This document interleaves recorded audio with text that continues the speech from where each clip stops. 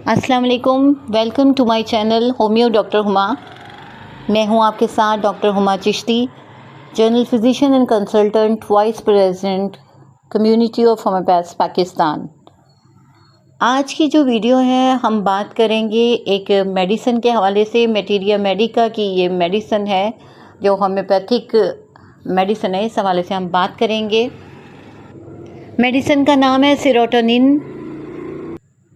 Serotonin एक chemical है जो कि दिमाग से हासिल किया जाता है, और इस हवाले से आपको ये बताती चलूँ कि सेरोटोनिन एक कीमियाई जो है वो मादा है जो कि दिमाग से हासिल होता है। और सेरोटोनिन जो है वो हार्मोन है।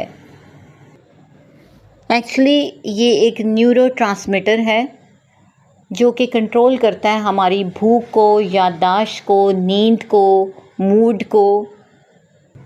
इसके अलावा ये खुशी के एहसासात को कंट्रोल करता है। तो आपको बताती चलूँ कि होम्योपैथिक वे ऑफ ट्रीटमेंट में हम इसको एज ए नोसोड इस्तेमाल करते हैं। एज ए नोसोड ये मेडिसिन सेरोटोनिन इस्तेमाल होती है।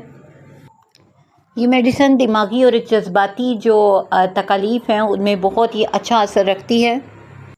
इसकी सबसे ज़्यादा जो बेहतरीन इंडिकेशन है वो डिप्रेशन के लिए इस्तेमाल होती है। और डिप्रेशन के हवाले से आपको बताती चलूँ, अगर पेशेंट में उदासी है, बेजारी है, किसी भी चीज़ में दिलचस्पी नहीं रही, मुस्तकिल उसको नेगेटिव किस्म की थॉट्स आती हैं, बेचैनी रहती है और ख़ुदकुशी के ख़यालात आते हैं या इस तरफ रुझान होता है, एंग्जाइटी रहती है, बेचैनी की हालत होती है, दिल की धड़कन तेज़ हो जाती है और घबराहट के फिट्स आने लगते हैं, इस किस्म की अटैक्स होते हैं। पेशेंट को गैर मतवक्को किस्म के खौफ आने लगते हैं, उसकी नींद जो है वो डिस्टर्ब हो जाती है, नींद में बार बार जागता है या फिर नींद जो है वो रेगुलर तरीके से नहीं आती पेशेंट को। इसके अलावा अगर सोते में बेशुमार ख़यालात की भरमार आती हो, जिसे हम रेसिंग थॉट्स कहते हैं, और इसमें हमारी कॉफ़िया मेडिसिन के बहुत अच्छा काम करती है। तो ये कुछ अलामात हैं कि जिनके ऊपर हम बात कर रहे हैं कि किन किन अलामात में हम सेरोटोनिन मेडिसिन को इस्तेमाल करवाते हैं तो पेशेंट क्योर कर जाता है।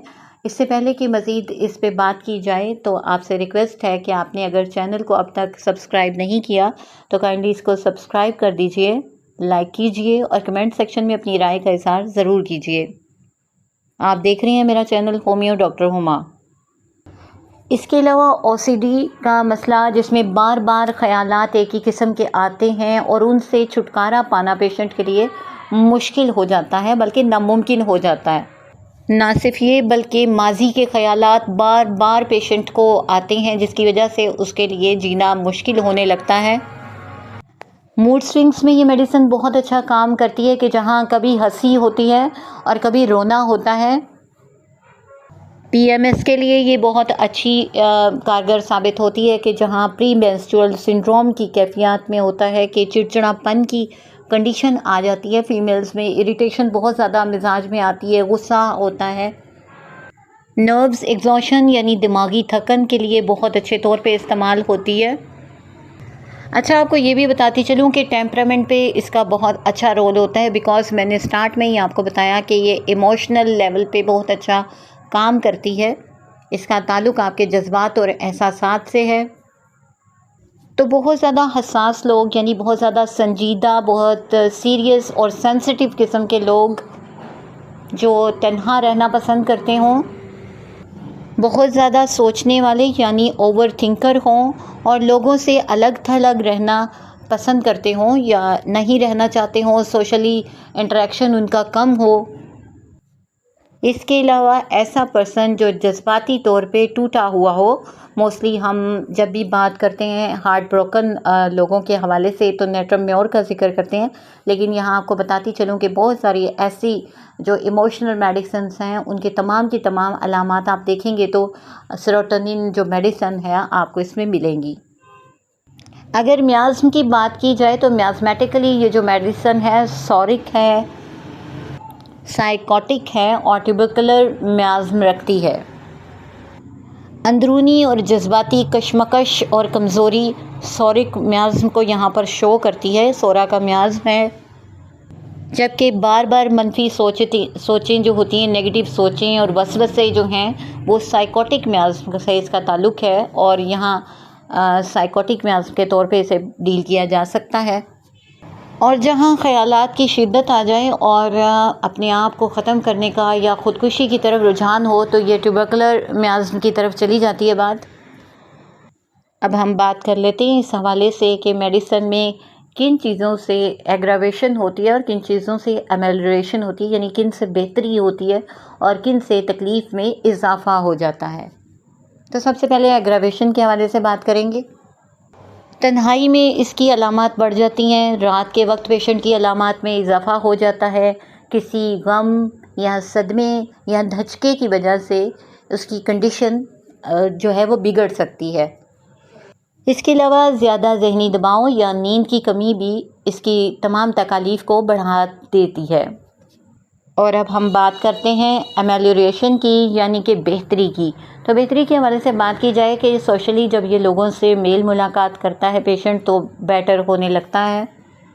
इसके अलावा उसको अगर फुली आरामदेह किस्म की नींद आती है, तफरीह करने का मौका मिलता है या किसी हमदर्द पर्सन से उसकी गुफ्तगू होती है तो उसकी तबीयत में बेहतरी आती है।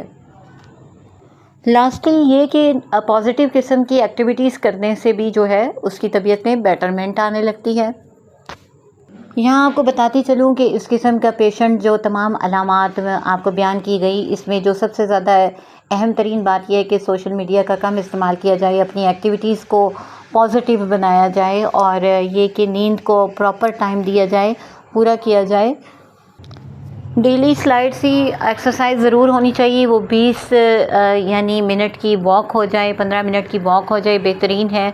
अगर ज़्यादा नहीं तो 10 मिनट्स की वॉक्स तो करनी ही चाहिए। और इसके अलावा ये चीज़ है कि मसनूई जितनी भी शुगर है उससे परहेज़ किया जाए, प्रोसेस्ड फूड से बचें और कैफ़ीन का इस्तेमाल कुछ कम रखिए।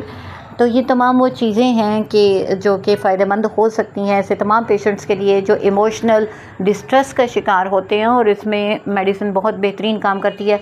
अगर पोटेंसी की बात की जाए तो इसे हम 200 1 ml में इस्तेमाल करवाते हैं और बहुत ही इंटेंसिव किस्म के जो केसेस होते हैं उन्हें 10 ml में इस्तेमाल जब करवाया जाता है तो पेशेंट बिल्कुल क्योर कर जाता है। आज के लिए इतना ही। होपफुल हूँ कि ये आपके लिए इन्फॉर्मेशन जो है वो बेनिफिशियल होगी। मुझे अपनी दुआओं में याद रखिए। किसी नेक्स्ट टॉपिक तक के लिए इजाज़त दीजिए। अल्लाह हाफ़िज़।